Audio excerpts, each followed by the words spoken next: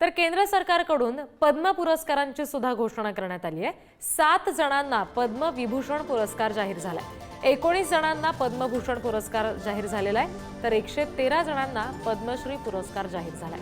महाराष्ट्रातल्या 3 दिग्गजांना पद्मभूषण पुरस्कारानं गौरवलं जाणार आहे। महाराष्ट्रामध्ये विविध क्षेत्रातील 11 दिग्गजांना पद्मश्री जाहीर झालाय।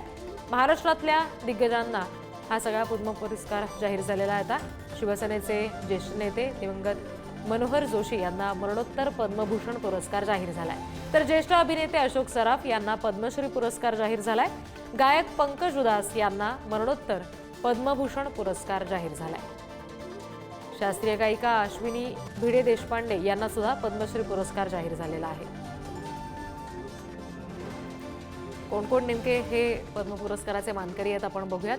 मनोहर जोशी यांना पद्मभूषण मरणोत्तर दिला जाणार आहे। पंकज उधास यांना सुद्धा मरणोत्तर पद्मभूषण जाहीर झालाय, तर शेखर कपूर यांना सुद्धा पद्मभूषण जाहीर झालाय।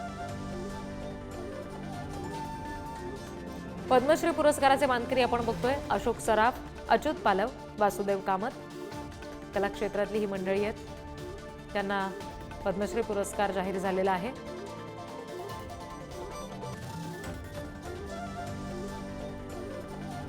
त्याचबरोबर अश्विनी भिडे देशपांडे, जसपिंदर नरुला, रानेंद्र मुजुमदार यांना सुद्धा पद्मश्री पुरस्कार जाहीर झालेला आहे। त्याचबरोबर डॉक्टर विलास डांगरे, मारुती चितमपल्ली, चित्राम पवार यांना सुद्धा पद्मश्री पुरस्कार जाहीर झालेला आहे।